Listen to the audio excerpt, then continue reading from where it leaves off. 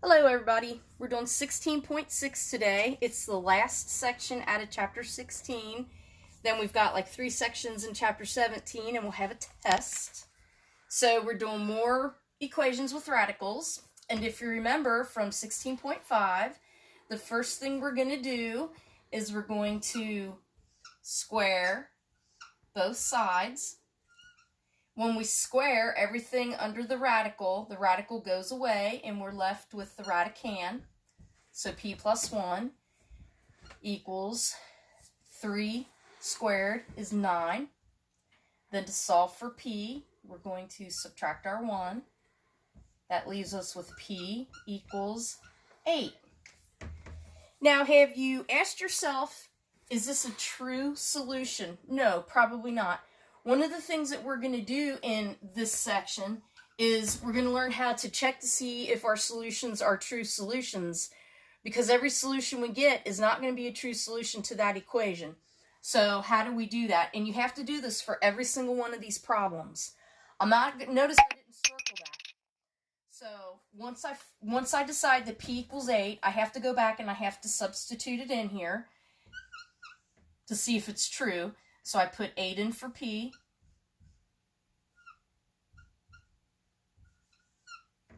So I have to work this out. And you know I'm looking for a true statement, which means I'm going to have the same thing on both sides of the equal sign. So 8 plus 1 is 9. The square root of 9 is 3. So does 3 equal 3? Yes. That means that 8 is a true solution to this equation. So this would be the problem that I was given. This is the work that I do. The answer that I circle to get all my credit is the solution set of 8. 8 is the true solution to this equation. That's what you're going to have to do for every problem in this section. And now that you've learned how to check your solutions, you're going to have to do it for every problem on the test.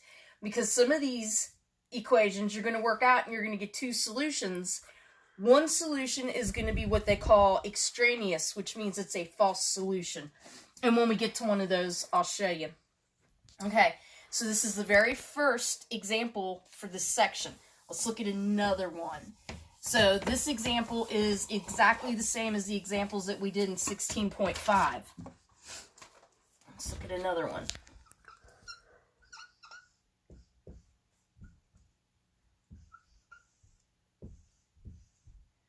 Okay, so we've got, this is the second solution. We've got 5 radical x equals radical 20x plus 5. So the first thing we're going to do is we're going to square both sides because we have a radical on both sides. So we're going to go ahead, and because this 5 is being multiplied, you can just square it as one term. You don't have to take 5 squared separately and then radical x squared separately. You can just square it all together at one time. And well, actually, let's break it apart just so it'll help you when we get further down. We get further into the chapter. Let's go ahead and let's write it like that.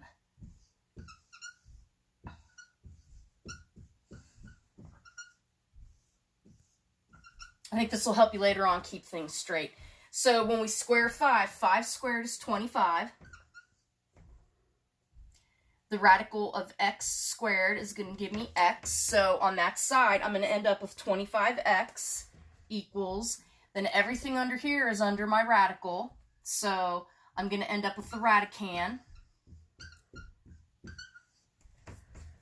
So in this case, I got rid of the radical on both of them when I squared them. I could have left it together, but I think it's going to be easier for you guys to pull it apart. That's why I went ahead and I decided to pull it apart. When you pull it apart, you can see easily that you're going to square both the 5 and both the radical x. You could have done the same thing up here, but I don't know. I don't want to mess you up. Okay, so now that we have this pulled apart and we have both sides squared, we're going to go ahead and we're going to solve for x. So I got 25x here and 20x here. So let's go ahead and let's move the 20x. That's going to cancel, leaving us with 5x equals 5. We have to solve for x, so we're going to divide by 5. That leaves us with x equals 1. Now, just like in the previous problem, we have to check and see, is 1 a true solution? So we're going to have to go back and we're going to have to substitute x into the original problem, the pre-squared problem. Okay, we got to go back to the pre-squared problem.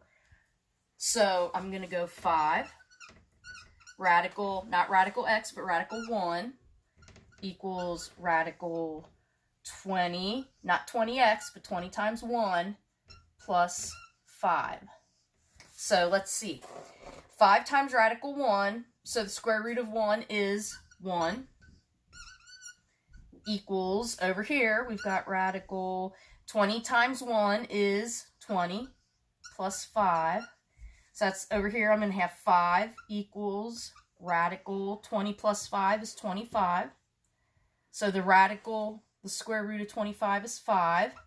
So does 5 equal 5? Yes. So my answer for this is going to be the solution set of 1. When I get down here, when I get to, remember it's an identity or a true statement, when I come up with my true statement, you got to remember, that's not telling me 5 is the answer. It's not the answer. It's telling me that what I saw 4 up here, that x equals 1 is the answer. So my final answer for that is a solution set of 1.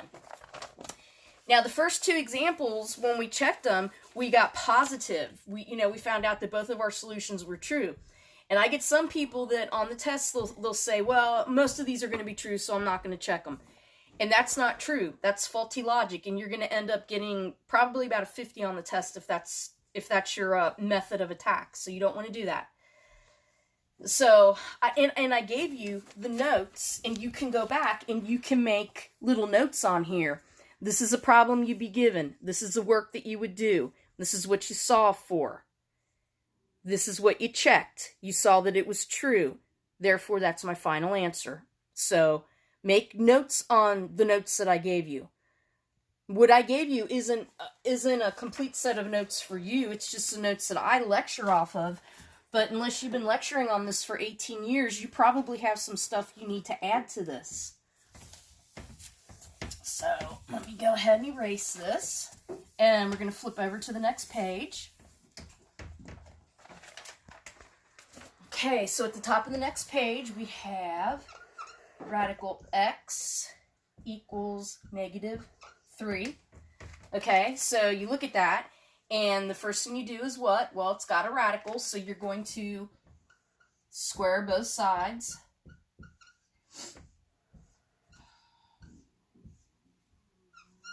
So when I square the radical x, I get x equals -3 times -3 is 9. So is 9, I got to check it to make sure it's a true answer, to make sure it's not, and you have a word written down at the top of this page. Extraneous solution. That means it's not a real solution. So we're checking to see if 9 is an extraneous solution. So I'm going to go ahead and I'm going to put 9 in here. So radical, not x, but 9 equals -3. So the square root of 9 is 3 equals -3. Does 3 equal -3? No. Think about the number line. There are 6 spaces in between 3 and -3 on the number line. This is not true. This is not a real solution. So my solution set is going to be the 0 with the line through it, which everybody always wants to use. Now you can use it. That means that it's a false solution. This is a false solution. 9 is not the answer for that. And this is your final answer. You can leave this as your final answer. Or if you want to write no extraneous solution, that would be fine too.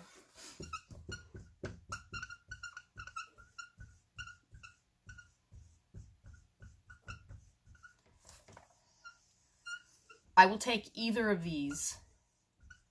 I will take either that or that. Either one. Don't care. Because both of them tells me that you know that 9 is not going to be a true solution. And that's the important thing. And you'll see as you go up into your next math class, easily 50% of the solutions that you solve for are not going to be true solutions.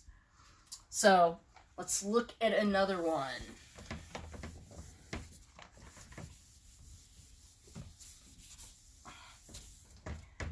Okay, the next one you have is radical x plus 6 equals 0.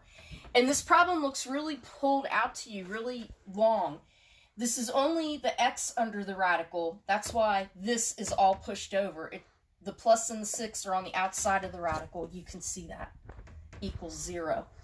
So now this is different from the other problem. The other problem that we just did had only the x. It was only radical x on one side.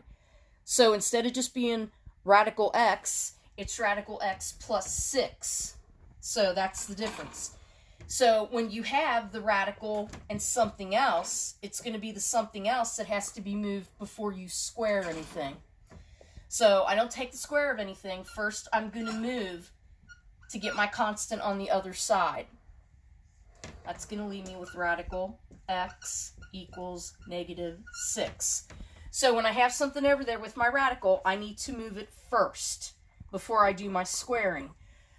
So now I can go ahead and I can square. Because I can't have radical x as a final answer, I have to get rid of the radical and just have x. So when I square radical x, I get x. And then over here, remember, it's negative 6 times negative 6, which gives us a positive 36. It looks pretty good, but we need to check it. So we're going to take, and back up here, it's going to be radical 36 plus 6 equals 0. Radical 36, so the square root of 36 is 6. Plus 6 equals 0. 6 and 6 is 12 equals 0. Does 12 equal 0? No. So, no. So up here I can put my solution set. And that can be my final answer. Or I can have no extraneous solution.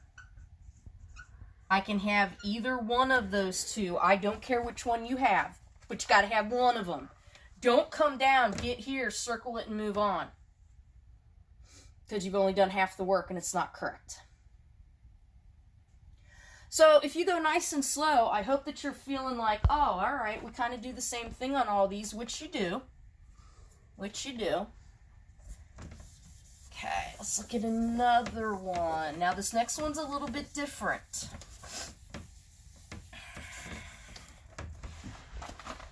Okay, so our next one we have x equals x squared minus 4x minus 16. And you might be looking at that going, it's already solved. X equals everything. No, because you have x's here and you have x's here. So don't look at it and go, it's already solved for x, because it's not. Now, how am I going to solve for that? Well, I have to get rid of the radical. I can't just move these guys over here. I have a radical. So I'm going to have to do what? I'm going to have to square both sides. So I have to square both sides. So when I square both sides, I hope that I'm seeing that this is going to give me x squared over there.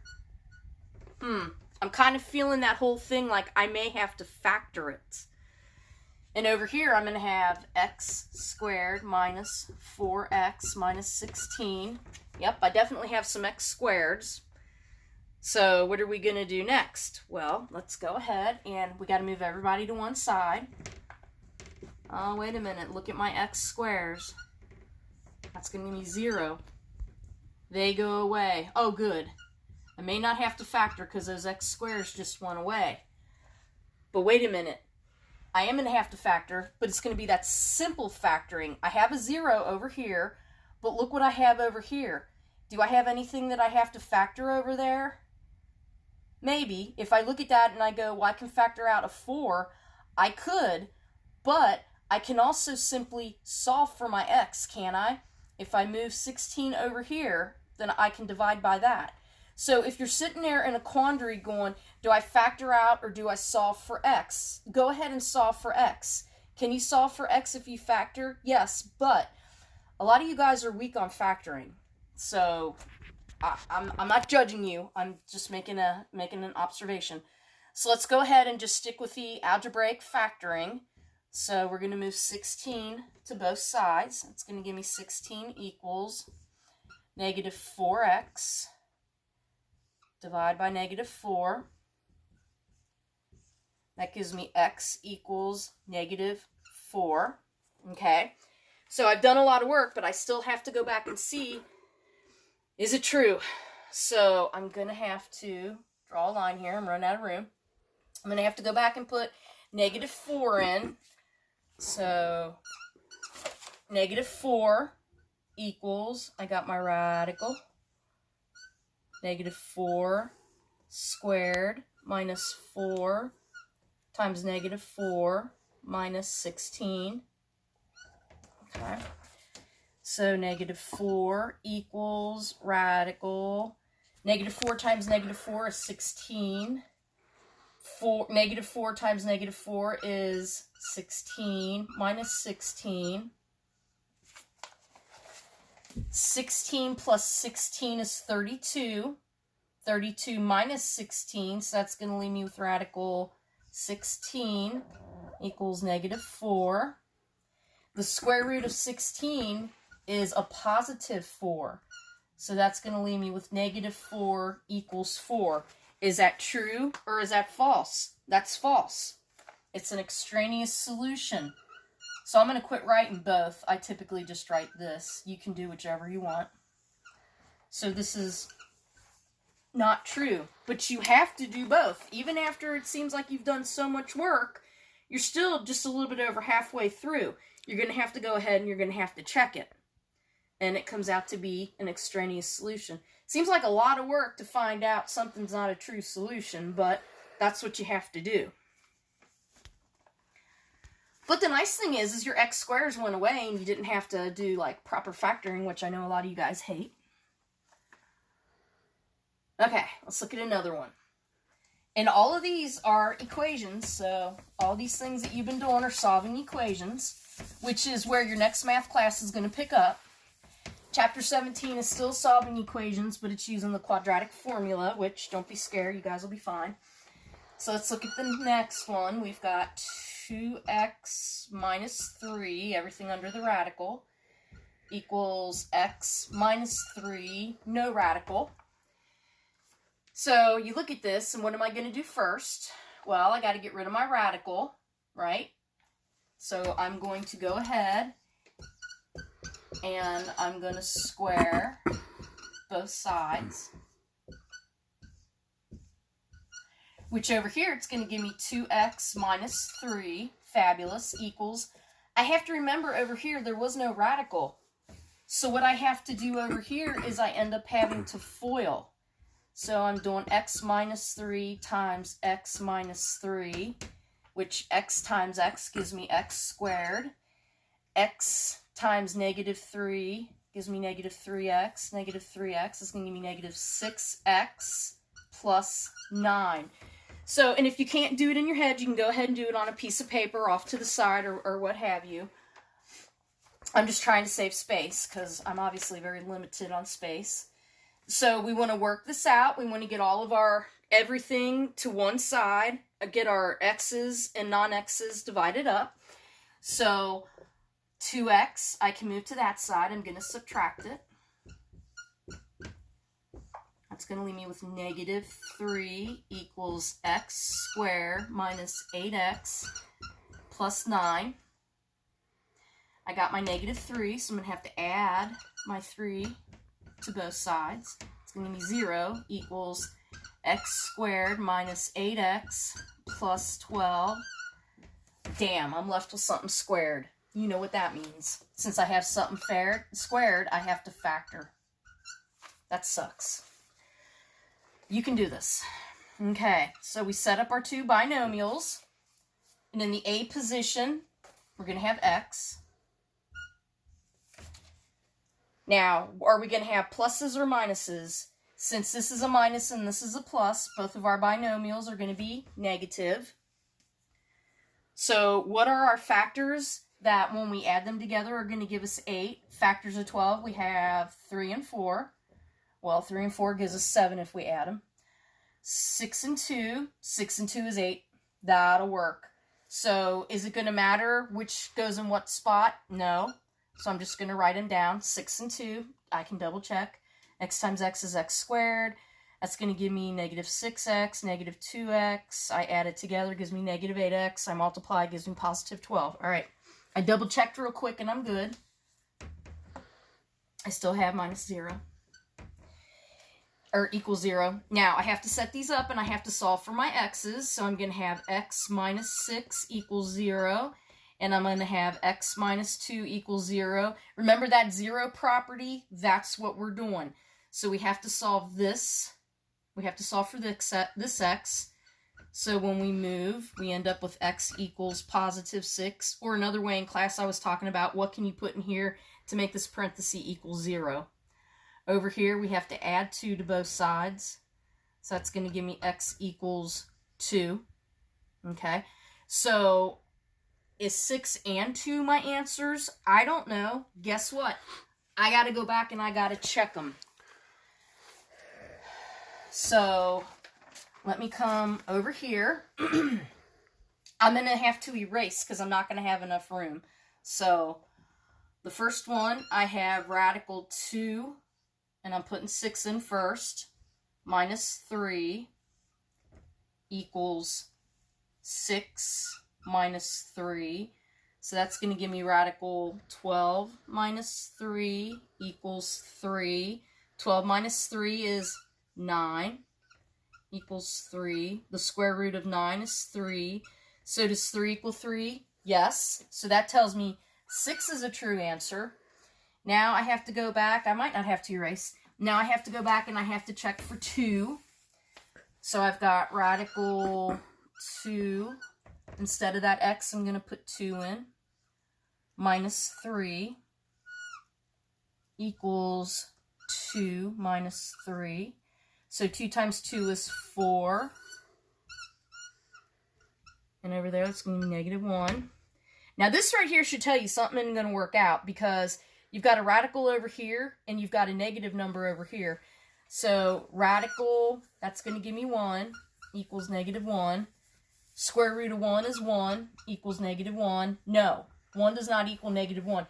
And remember, we talked about before, finding square roots of negative number. You aren't going to have anything that's going to equal this. If you have a square root, you're not going to have anything that's going to equal a negative number. So that right there, you could have said, oh, well, that's not going to work. But work it all the way through. You came out with no. So 2 is extraneous. So my solution set is just going to be 6. So I have to check both my 6. I have to check both my 6 and my 2 that I solved for. I worked it out. I solved for 6 and 2. Then I had to go back and I had to check my 6. That was a true statement. Then I went back and I had to check my 2. That was not a true statement. So the only answer that I put in my solution set is the 6.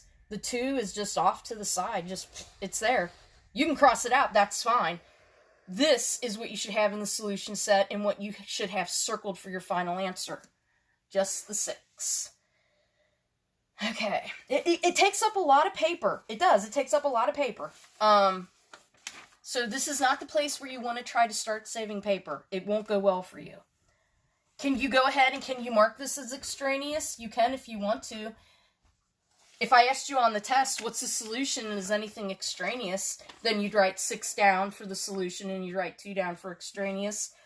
But I'm typically just going to ask you what the solution is. So the only thing you would write is 6. Okay, let's look at the next problem. It's on the back. Yeah, it's on the back of that page. So these look very complicated, but when you go slow and you go line by line, you guys can see you're doing the same thing over and over and over again. So it's not as complicated as what it looks like. So we have 9x minus 1 equals 2x. Okay, so we have something on the side with the radical. So what do we do first? We don't square everything, but we're going to move the 1 first. So that's going to leave me with radical 9x equals 2x plus 1, because that canceled. Okay, so now on my radical side, I don't have anything but my radicals. So now I'm ready to go ahead and square it. I'm going to square both sides. That's going to leave me with 9x equals, now I'm going to go ahead and I'm going to have to I'm going to have to factor over here. So I'm going to do FOIL. So I've got 2x times 2x is going to give me 4x squared. And then I've got, let's see, 2x, I got 1x. It's going to give me minus 5x and then plus 1. So again, you can do that off to the side on a piece of scrap paper if you're kind of a little bit wonky about still foiling things. And I wrote right there what I did. I foiled. Okay, so now I got to put all my x's on one side. So I've got 1x that I'm going to move. I got negative, I'm going to minus 9x. So when I subtract 9x, I get 0, which is what I need so I can solve. That's going to equal 4x squared minus 14x plus 1. So it'll take you a minute to get there. Or did I make a mistake somewhere? Oh, I did make a mistake. Okay, 9x. This should be right here. Sorry, guys, I made a mistake. I don't have you in the, like I do in class going, hold on, you made a mistake. There we go, 4x. There we go, I'm sorry. Okay, so then we still minus the 9x, which is down here, it's going to leave us minus 5x. Okay, because I was thinking for a minute, that's not going to come out to be whole numbers. Wait, we haven't done that yet.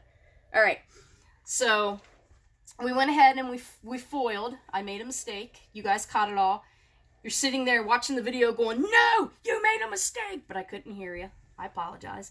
So after it was foiled, then we went ahead and we moved everything that was on one side to the other, because we want one side, when we solve these things, we want one side that's going to come out to be 0. So everything's over here, and we can factor to get our two values like we did in the previous problem. So now we have one side that's 0. That's good. And we're going to have to go ahead, and we have to factor because we have an x squared, right? And we've got a couple different things that we could do. Are we going to have, is it going to be 2x, 2x? Is it going to be 4x, 1x? It's just a matter of, just like you did in class, you have to look at the numbers. You have to mess around with the different factors. You know the only way to get 1 is going to be 1 times 1, correct? You know that. Those are the only factors. So now when you look at it, you've got a minus here and a plus here, just like in the other problem. So you know both of these are going to be minuses inside of the binomials. So now how are we going to give our factors of 4 that when we multiply through and we get our sum, it's going to come up to be 5. So if we do, let's put these off to the side. If we do 2x plus 1 or minus 1, and we do 2x minus 1, because factors of 4 are 2 and 2, or we can go 4 and 1. So we go ahead and FOIL this out. We're going to go 4x squared. That's good. And then we're going to go, this times this is going to give us that. This times this is going to give us that. This times this is going to give us that, which will give us, oh, hang on a second. Nope, not going to work, because look, we get minus 4x instead of minus 5x. So I know that my factors of 2 and 2 are not going to work. So let's go back. And we're going to have to do 4 and 1. Does it matter if 4 comes first or 1 comes first? It doesn't matter. I know I'm going to have to do 4x and x. So if I do 4x times x, that's going to give me 4x squared. 4x times 1, negative 4x. Negative 1 times x is negative x. Negative 1 times negative 1 is positive 1. There we go. That's exactly what I need. So my factoring of that is going to be 4x minus 1 and x minus 1. So then let's go ahead and let's set these equal to 0. So I need to add my 1 to both sides. That gives me 4x equals 1. Divide by 4. That gives me x equals 1/4 or 0.25, whichever way you want to write it. Over here, I have to add 1 to both sides. That gives me x equals 1. So I have two solution choices. My solution could be both. My solution could be one of them. Or my solution could be neither of them. I have to go back and I have to check. And it seems like we've done a ton of work already on this problem, but we're not done yet. So we have to come back up to the original problem, and we're going to substitute in, try to clean this up a little bit, and we're going to have to substitute in these values. So I'm going to look at this one first. I've got radical 9 times 0.25. I'm going to put it in as a decimal. Minus 1 equals 2 times 0.25. I'm going to get my calculator. Decimals, you want to be sure that you use your calculator. So we got 9 times 0.25, which is going to give us radical 2.25 minus 1 equals 2 times 0.25 gives us 0.5. Now, I need to find the square root of that. 2.25 square root is 1.5 minus 1 equals 0.5. And when I subtract that, I get 0.5 equals 0.5. Yes! So this works. So I'm going to go down and I'm going to mark it. Because I have to erase this, I need the space again. So I substituted in my values for x. Then I have to remember that my square root is a grouping symbol, so I have to do what's in the grouping symbol first. That's why I had to multiply 9 times 0.25 before I took the square root. That's going to be the biggest thing right there. I have to remember I have to do what's inside of the radical before I actually do the square root. So 0.25 or 1/4 works, so let me erase this, and we got to stick the other one in there. And I don't care if I can see where you checked it. I really don't care. I'm going to want an answer sheet for this test as well. We'll talk about that in a few minutes. So let's go ahead and let's put these in. We've got 9 times, not x, but 1. Minus 1 equals 2 times 1. So 9 minus 1 is 8. Minus 1 equals 2. So I'm going to have to go ahead and I'm going to use my calculator for this. Oops. 9 times 1 is 9. Sorry about that. Square root of 9 is 3. I don't need my calculator for that one. That's why I was looking at that and I was going, So I've got 3 for my radical 9, minus my 1, bring that down, bring my 2 down. 3 minus 1 is 2. Bring my 2 down. Does 2 equal 2? Yes. So this one is going to work too. So my answer for this is going to be the solution set of 0.25, comma, 1. And that's all I have to do is I put them in there with a comma in between. So up here I have to remember that I multiplied 9 times 1 is 9, and then that 1 I brought down from the outside. So I have to keep that straight. I would have written that a little bit further away if I would have had room and I didn't have to curve it down. That was my problem. So, okay. It's a lot of work. You just want to go slow. And the good thing with you having the test at home is you can take all the time in the world you want. You're not sitting there with an hour to do all this. This test gets a little bit hairy when you're sitting in class and you have an hour to do it, and that's that. I have a lot of people that don't get done with it, and you guys know that I don't give long tests. Okay, we've got 2 more problems. Oh my goodness. All right, so let's see here. And honestly, I suggest to you on this test, get it. I'm going to give you longer to take it. I mean, let's see. I'm not sure what day you get it on. Just look at the empty board for a minute. Let me look at my calendar here. Test 5 is on a Friday. No, it's on a Wednesday. Okay, so this test is on a Wednesday. I am going to need it on that Friday because that's the last day. So next Wednesday you have this test. I will post it on Wednesday, and I'm going to need it at the very latest Friday at midnight because that's the end of the semester. All that's left is exam week after that. I can't take it into exam week. We're not allowed to accept papers after that.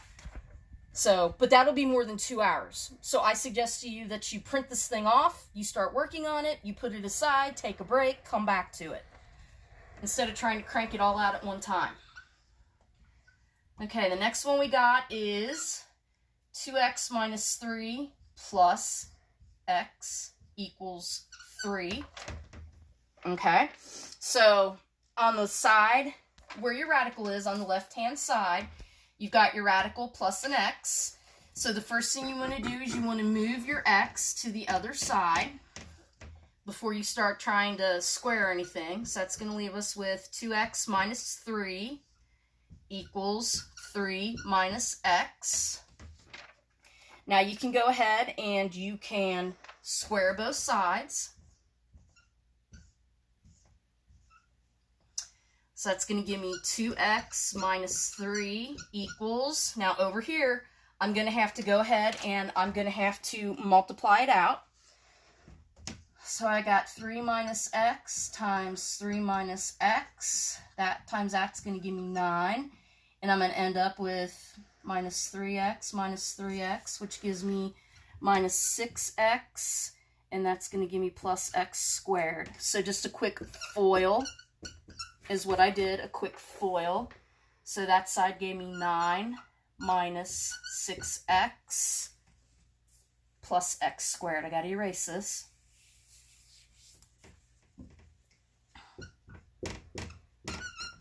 In your book, I think your book talks about putting it in a standard form. I just tell you guys to put everything on one side, the equal sign. You remember that just as easy as anything. So, and it doesn't matter who you move to what side. It doesn't matter. So I'm going to move this over here because my x squared is already over there. So I'm going to subtract 2x, which gives me 9 minus 8x plus x squared. Now I got to move my 3 by adding it. It's going to give me 0 equals 12 minus 8x plus x squared. And I know a lot of you like it written in one way. You like it with your x squared first. So I could rearrange this, and as long as my x squared stays positive, and my 8x stays negative, and my 12 stays positive, I can rewrite it. These two things are exactly the same. It doesn't matter which way you have it written. They're exactly, there you go. They're exactly the same. So now you look at it, and you have something squared, so you have to do what?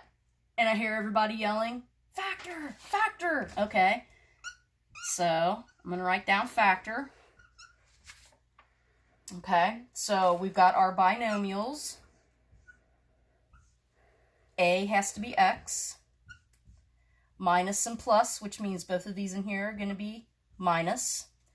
Factors of 12 that when added together will give us 8. Well, 4 times 3 is 7. That's not going to work. 6 times 2 is 8. That's going to work. I think this is very similar to a problem that we've already done. So, we said 6 and 2. Then we have to go ahead and we have to set these equal to 0, right? So we've got, I'm losing my mind.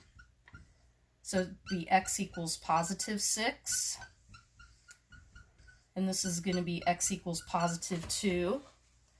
So now we have to go ahead and we have to check it and see if 6 and 2 work. I think 6 and 2 worked in the other problem, but that doesn't mean that 6 and 2 will work in this problem. So let's go back, and it's going to be 2 times, not x, but 6 minus 3 plus, we have plus x, so we got to put 6 in right there, equals 3. So over here, we've got 2 times 6 is 12. 12 minus 3 is 9. Square root of 9 is 3.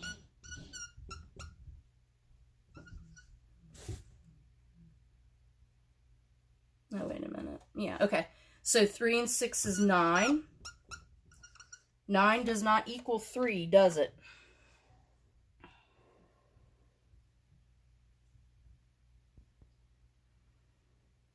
Okay, so in that case, 6 is not going to work.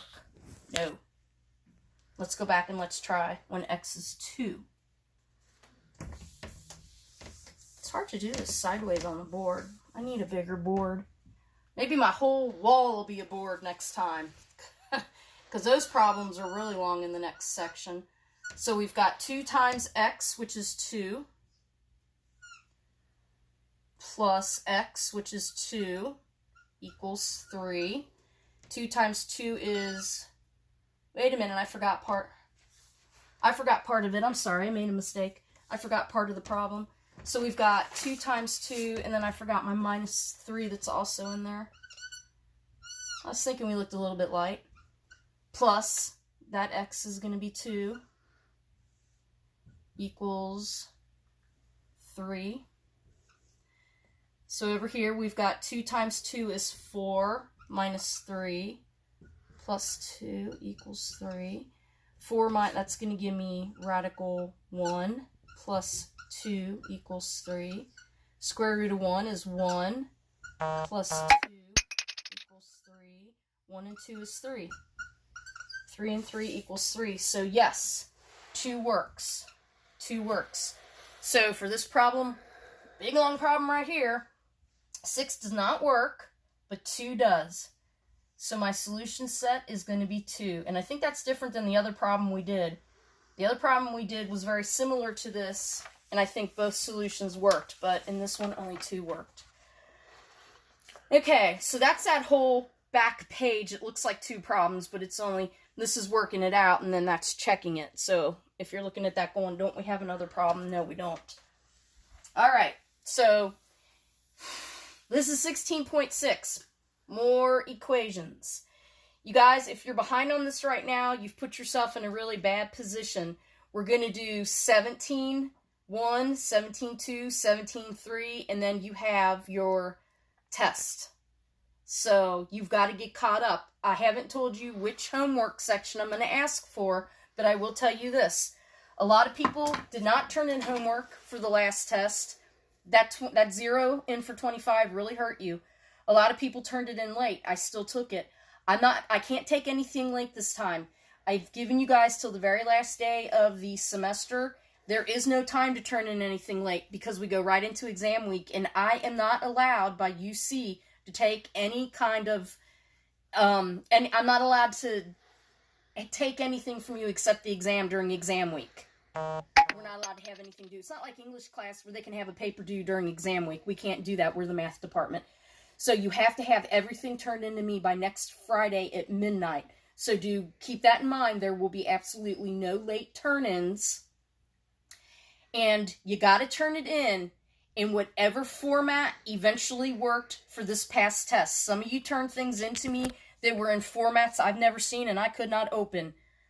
So if you were one of those that got a, I can't open this, or you were one of the, I turned it in, okay, but I never got it and you had to resubmit, there's not going to be any of that for the last test. You got to be sure that you get it in on time and in the proper format. And I'll talk to you next video about what I want the answer sheet to look like. All right, so have a good day, and I will talk to you in 17.1.